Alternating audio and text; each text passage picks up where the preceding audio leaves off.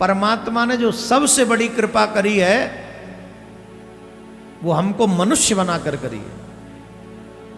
उन मनुष्यों पर भी विशेष कृपा उन पे करी है जिनको भगवान ने अपनी कथा में जाने का मन बना दिया है। बच्चों के चरित्र के निर्माण में पिता से ज्यादा मां की भूमिका होती है। जो संतान अपने भगवान की पूजा नहीं कर सकती, उनको आदर नहीं दे सकती, वो अपने माँ बाप को भी आदर नहीं देगी। जिन लोगों का मन मैला है उन्हें ज्ञान रूपी सावन भक्ति रूपी जल से जब तक धोओगे नहीं तब तक उनका निर्मल मन हो नहीं सकता। जो गुरु का आदर करे, जो कथा का श्रवण करे, भगवान का भजन करे, माथे पे तिलक लगाए, गले में कंठी पहने और जिब्या से भगवान का नाम ले, वो बुद्धू नहीं, वो बुद्ध है। परमात्मा ने जो सबसे बड़ी कृपा करी है वो हमको मनुष्य बनाकर करी है। देखो, भगवान ने मनुष्य भी बहुत बना दिए हैं। उन मनुष्यों पर भी विशेष कृपा उन पे करी है जिनको भगवान ने अपनी कथा में जाने का मन बना दिया है।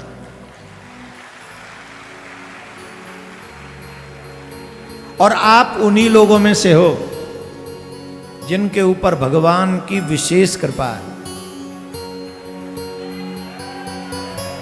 भगवान की कृपा तो सब पे है, पर विशेष कृपा तुम पर है। अब उन पे विशेष नहीं है जो पानी पीने के लिए भी खड़े हो जाते हैं, फिर पानी ज्यादा पी लिया तो प्रॉब्लम, फिर खड़े हो जाते हैं। इसीलिए व्रत का नियम बताया गया कि पानी कम पियो, भोजन कम करो, जिससे कोई प्राकृतिक परेशानी ना हो, जिससे आपको कथा ना छोड़नी पड़े। इसका ध्यान सभी कथाकार रखते हैं, याद रखिए। और सच्चे श्रोता भी इस बात का ध्यान रखते हैं। मैं देख रहा हूं यहां जो बैठा हूं ना, यहां से सब दिखता है। कई लोग जब भजन हुआ तो उनको लगा इंटरवल हो गया, चलो क्या करें, बोले कुछ पियाएं, कुछ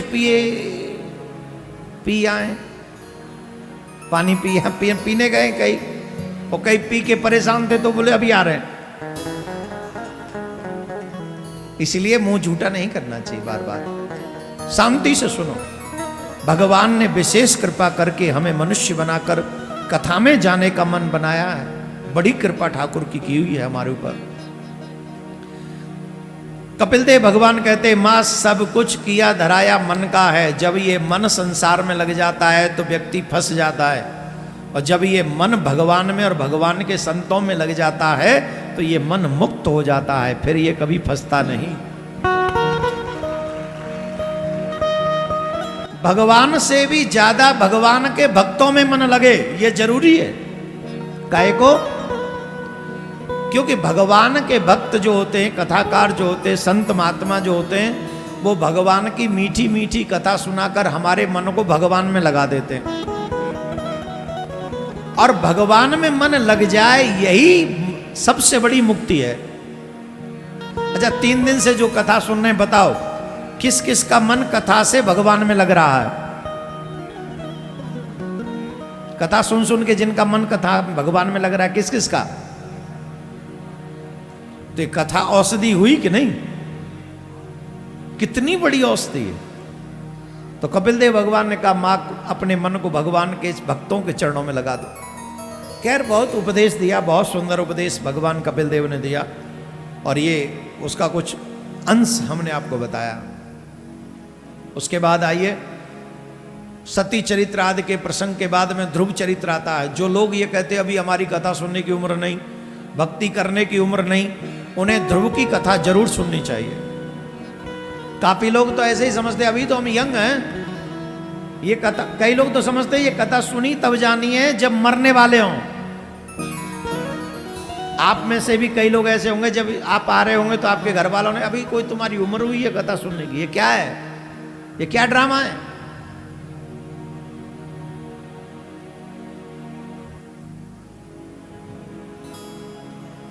तुम जब मरने वाले होगे, परीक्षित की तरह तुम्हें कथा सुनने को मिल जाएगी, इस बात की गारंटी दो। पहले दो गारंटी कि तुम्हारा मन लग ही जाएगा। दूसरी बात,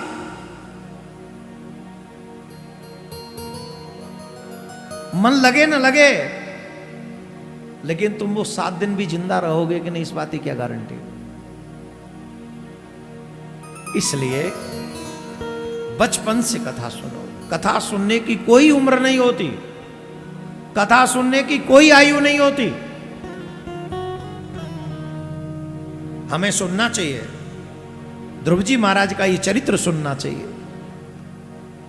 जाए उत्तान पादस्य सुनीति सुरुचिस्तयो सुरुचि ही प्रेयसी पर्त्योर नेतार्यत सुतो ध्रुव। महाराज उत्तानपाद के 2 रानी थी। बड़ी रानी का नाम था सुनीति, जिससे राजा को प्रेम नहीं था।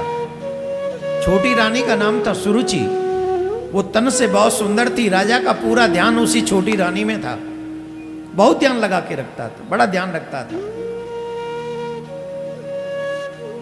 दोनों रानी के एक एक पुत्र थे। बड़ी रानी के पुत्र थे ध्रुव, 5.5 साल के थे। कितने कितने 5.5 साल के थे ध्रुव। एक दिन खेलते खेलते अपने पिता की गोद में जाकर बैठ गए, और जब अपने पिता की गोद में जाकर बैठे तो छोटी मां ने बांह पकड़ी और नीचे खींच लिया। नीचे उतर। कहां बैठा है, क्यों बैठा है? तू अपने पिता की गोद में बैठने का अधिकारी नहीं है, नीचे उतर। अगर तुझे पिता की गोद में बैठना है तो भगवान से प्रार्थना करके वो तुझे मेरी कोख से जन्म दे। जब तुम मेरी कोख से जन्म लेकर आओगे तभी अपने पिता की गोद में बैठ सकते हो, नहीं तो नहीं। ध्रुव रोते हुए अपनी मां के पास में गए, और जब रोते हुए ध्रुव अपनी मां के पास में गए, मां ने पूछा क्यों रोते हो? तो पूछा, मां सच बताओ, क्या मैं अपने पिता की गोद में नहीं बैठ सकता? मैं अपने पिता की गोद में नहीं बैठ सकता। क्या हुआ? तो ध्रुव जी ने अपनी मां को पूरा वृतांत बता दिया कि आज मेरी छोटी मां ने कहा है कि तू मेरी कोख से जन्म नहीं लिया है, इसलिए तू अपने पिता की गोद में नहीं बैठ सकता। अगर तुझे अपने पिता की गोद में बैठना है तो परमात्मा से प्रार्थना करके तुझे मेरी कोख से जन्म दे। मां,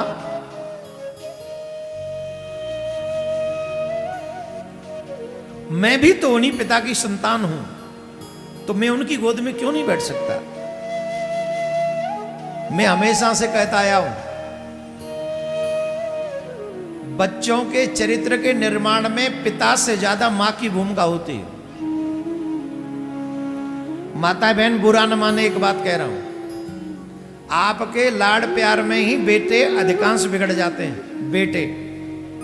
बेटियों को तो फिर भी मां आंख दिखा के रखती हैं,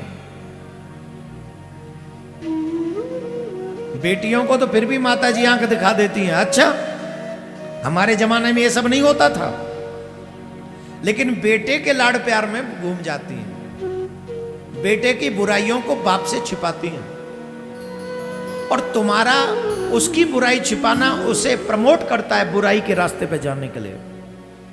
याद रखिए इस बात। पिता से ज्यादा भूमिका है मां की। पिता तो घर से निकल जाते हैं, गए कमाने, अब कब लौटेंगे? अब मम्मी क्या कर रही है, बच्चे क्या कर रहे हैं, पिताजी को क्या पता। इसलिए मां को ध्यान देना चाहिए। बेटा सतोगुणी होना चाहिए, दुर्गुणी नहीं होना चाहिए वो। अगर बेटा तुम्हारा बुरे व्यसनों में है तो पिता को खुल के बताओ, और खुद भी डांटो और उसे डटवाओ। अपने हर बच्चे को संस्कारी बनाओ, बच्चे को भगवान की तरफ, भक्ति की तरफ लगाओ। उसके बिना गति होने वाली नहीं है, बिल्कुल भी गति होने वाली नहीं। मां ने कहा, देखो मां हो तो सुनीति जैसी, मां ने कहा कि तुझे अगर गोद में बैठना ही है तो उस परम पिता की गोद में बैठ जा, जिसकी गोद में बैठने के बाद कोई और गोद बाकी नहीं बचती, शेष नहीं बचती। ऐसे क्यों सोचते हो? आज नहीं तो कल जब तुम बड़े हो जाओगे तो तुम्हें इस गोद से उतरना ही पड़ेगा, लेकिन उस परम पिता की गोद में अगर एक बार बैठ गए तो तुम्हें कभी नहीं उतरना पड़ेगा। आजकल की माताएं अपने बच्चों को भगवान से दूर रखती हैं, ये अपराध है। एक बात याद रखो, जो संतान अपने भगवान की पूजा नहीं कर सकती, उनको आदर नहीं दे सकती, वो अपने माँ बाप को भी आदर नहीं देगी। आजकल समाज में बहुत अच्छे अच्छे लोग आ रहे हैं, कह रहे अरे महाराज मंदिर जाने की क्या जरूरत है, मन अच्छा होना चाहिए। अरे भजन करने की क्या जरूरत है, मन अच्छा होना चाहिए। कहते हैं कि नहीं? बोलो। तो मेरे प्यारे, फिर लड़कियों के पीछे बाइक चलाने की क्या जरूरत है, मन अच्छा होना चाहिए। मूवी थिएटर में हाथ पकड़ के जो तुम बैठे हो, तुम्हें हाथ पकड़ के मूवी देखने की क्या जरूरत है, मन अच्छा होना चाहिए। जब शराब के ठेके पे जाके दारू की बोतलें खोलते हो निकम्मे हो, उसे खोलने की क्या जरूरत है, मन अच्छा होना चाहिए। क्या जरूरत है दारू के ठेके पे जाने की? बजाओ ना जोर से, आलसी कहीं के। इतनी जोर से बजाओ कि जिनका मन अच्छा है ना, वो और अच्छा हो जाए।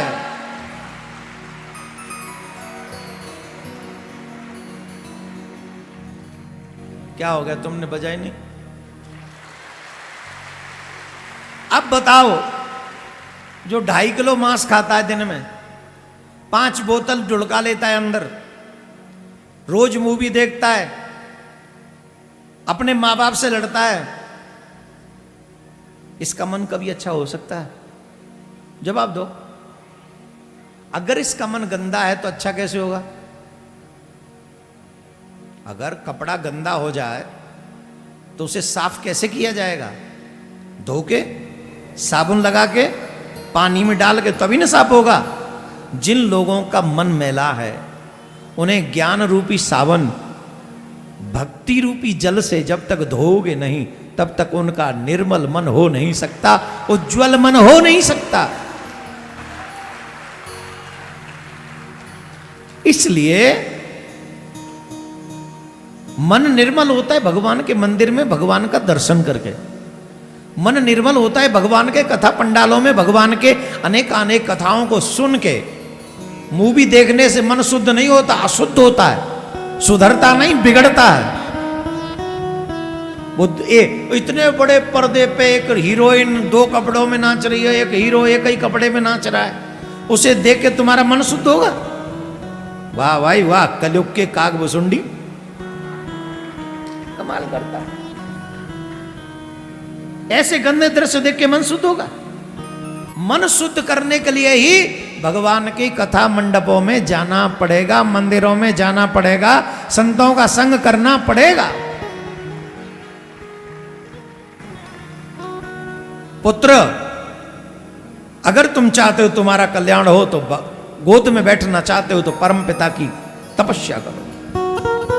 कितने वर्ष का है ध्रुव? कितने वर्ष का है? 5.5 साल के ध्रुव। और मां को पता है कि पति प्रेम नहीं करते, दूसरे संतान होने के चांस नहीं।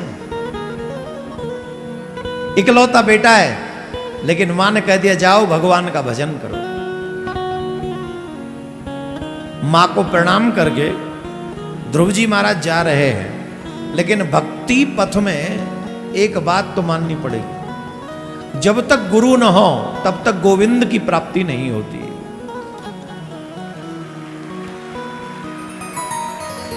मोस्टली काफी अधिकांश लोग अपना जीवन ऐसे ही निकाल देते हैं। बोले क्या हुआ? बोले अभी तक गुरु मिले नहीं, गुरु ढूंढ रहे हैं।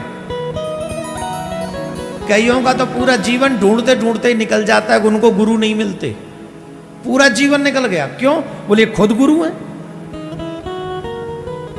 गुरु मिलता किनको नहीं है? बोले जो खुद गुरु है। और आजकल गुरु नहीं, गुरु घंटाल है महाराज। सच्ची बता, तुम आई सो भैया। अब बताओ वो कितना बड़ा गुरु घंटाल होगा जो गुरु ढूंढ रहा है परीक्षा ले लेके। 60 साल के हो गए अभी तक गुरु नहीं मिला, कितनी परीक्षा ले डाली। और कई लोग तो कहते हैं ये तो बुद्धू है, इसने गुरु मंत्र ले रखा है, बुद्धू है, तिलक लगाता है, बुद्धू है। कंठी पहनता है बुद्धू है, कथा में बैठा रहता है बुद्धू, अभी जवान ये कथा में बैठ गया बुद्धू है।